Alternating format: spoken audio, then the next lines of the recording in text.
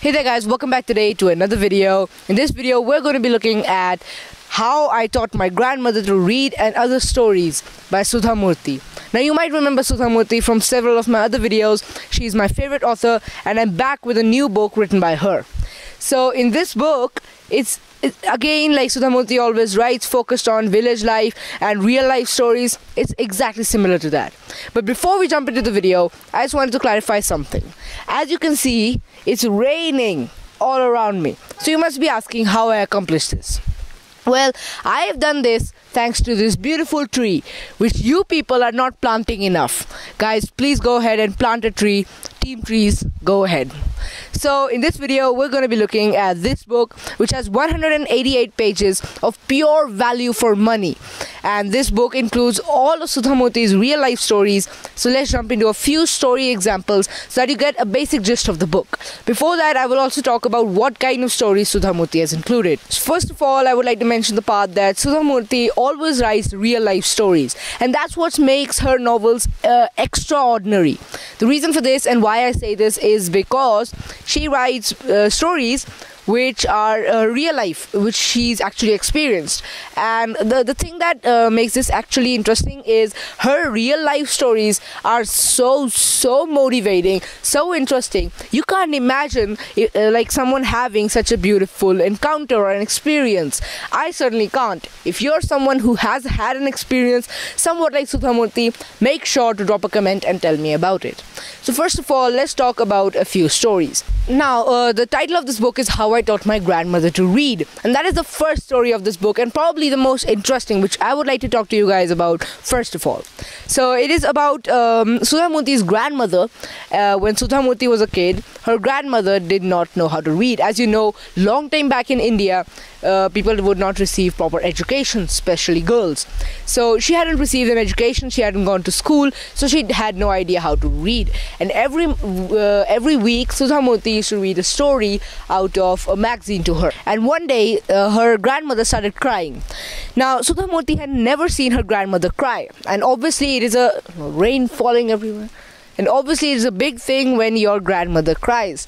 So she went to ask her grandmother what was wrong, and her grandmother told her that she hated to be dependent on somebody to read her something, which was a very common thing. Everyone should know how to read, and she used to feel very embarrassed to see that she had to depend on somebody to tell her a story which she could read herself.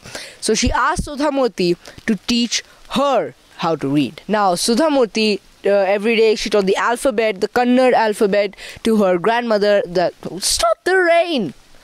And she used to teach her grandmother all of the alphabets and teach her how they're pronounced, how to read. So slowly and slowly she started to read.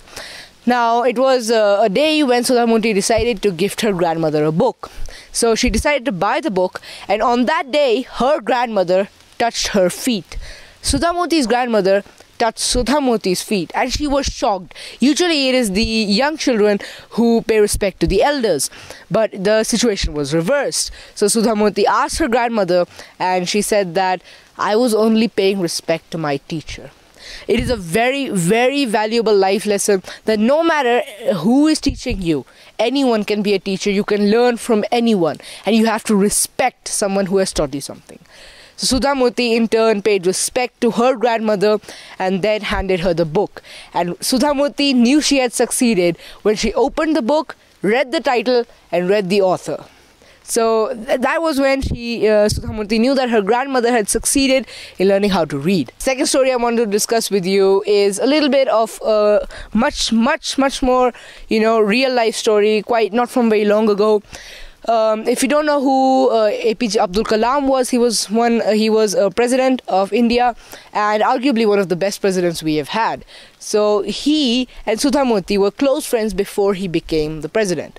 So I really love this entire story. It's interesting because you come to know that Sudha Murthy has not spoken about Dr. Abdul Kalam in a way that makes him, a huge president, a big personality. She spoke about him as a down-to-earth and interesting person who you would love to meet and who does not discriminate from any angles. Whether he's at the topmost position or the person at the bottommost position, he doesn't discriminate. So it is shown that one day they were talking in a hotel room, and a person walks in and asks Abdul Kalam to grace his event with his presence, to cut the red ribbon. So Abdul Kalam tells that person that he had a very busy schedule and he couldn't come, but he told him to give his blessings to the students.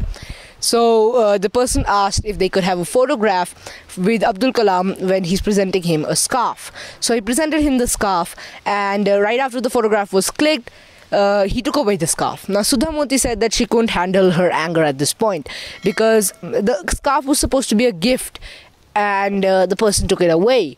So she pointed this out to Dr. APJ Abdul Kalam, and he said that he had no need for a scarf. Probably the other guy might have. So that's why he took it. So to have an attitude where you don't want people to respect you even though you are at a higher position is a quality that several thousand and millions of people lack. And APJ Abdul Kalam certainly had it. Even after himself becoming president, he invited everyone to his, ceremony where you announce him as a president. But there were no hi-fi businessmen or the richest people in the world at that ceremony. No, there were only Dr. Abdul Kalam's best friends, family, and even his competitor who was going up against him running for president. So having such a nice attitude even after becoming president, all I can say is we salute him. So this book has several thousand stories to tell, even just mashed up into one small novel which you can read in a day. Another story which I wanted to share with you was Sudha Murthy is a teacher, as you all know. She's a teacher of computer science in a school, and she teaches a bunch of students. But she also keeps telling them stories along the way, which makes her a really loved teacher. She mentioned a story from when she used to be teaching, and one kid, his name was Hassan, he used to never attend any of the classes. He used to get perfect grades, always the top in his class, but he always used to miss all her classes. He used to say that, sorry ma'am, I couldn't attend today, and she used to melt in front of his good attitude, good gestures, and his smile. So she used to allow him, and that continued. So after she left that school, she didn't meet him for a very long time. Later on, in her office, she was told by her secretary that someone who knew her wanted to meet her. And yeah, you guys probably know who it is, but I'm just going to keep the suspense up. So it was some man who walked in, and he was selling some products for a company, and he asked Sudha Murthy if she would like to buy products for the company, and then he said that his name was Hassan. He said that his bad habit continued throughout college, through university, and he was never able to attend his classes properly, and he wasn't able to get a good job. Even all of those people who used to study hard, he used to call them nerds, but they are now at the top positions and one of the richest people in the country, and he was just, what the rain? They were few of the top businessmen in the country, and he was just a salesman. So he narrated his stories over to Sudha Murthy, who told him that he should just try to get better in his life. The rain stopped. So these were the 3 stories which I wanted to share with you. Now let's talk a little bit about the book. If you have never heard of Sudha Murthy before, I must tell you that you must go ahead and pick out some of her books. Any book of hers, you will enjoy it. The reason is that she writes real life incidents. None of her stories are fictitious. Everything she writes has actually happened to her or someone. And the majority of stories in her books are of her. So you can tell that they are actually real life incidents by the name she gave. And she has actually met many people. And you can relate to those people in real life. Many people have seen those people in real life. So you know that these people exist. For example, the story of Abdul Kalam. It is a real life incident, and everyone knows how Abdul Kalam was. He was actually as Sudha Murthy has depicted him in the story. So I just wanted to take you through a little bit of a journey through how the book works. It has chapters, and chapters are actually the stories. It's just a collection of many different short stories with 188 pages, so it's not a very big book. The font is a little bit small, so it will take a little longer to read, because even though it has 188 pages, the font is small. Had the font been big, I think it would have crossed over 250 pages. So it's not going to take very long to read. I think you can do it in over a day, and the value is actually value for money. Has been published by Puffin Books, and the cover design is really amazing.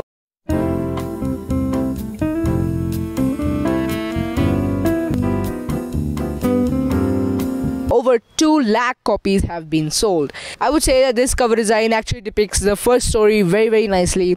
As you can see, Sudha Murthy is teaching. Well, that's very weird looking Sudha Murthy. But okay, Sudha Murthy is teaching her grandmother to write. Okay, so all I can say is this book was really interesting. So let's jump into a little bit of the review. So all I can say is this book is for all ages. Since they are real life stories, there are no magic happening or kids fantasy, anything like that, so anyone can read it. And of course it has value. Every story has some kind of moral in the end, so you have a lot to learn from this book. But these are not like fables. They are funny, interesting stories, not some stories that just make up a value. So that was my discussion for this book, How I Taught My Grandmother to Read, and other stories by Sudha Murthy. If you've read this book or purchased it after watching this video, make sure you write it down in the comments. And it won't hurt to give this video a like, because then the screen will go black if you click the like. I'm not joking.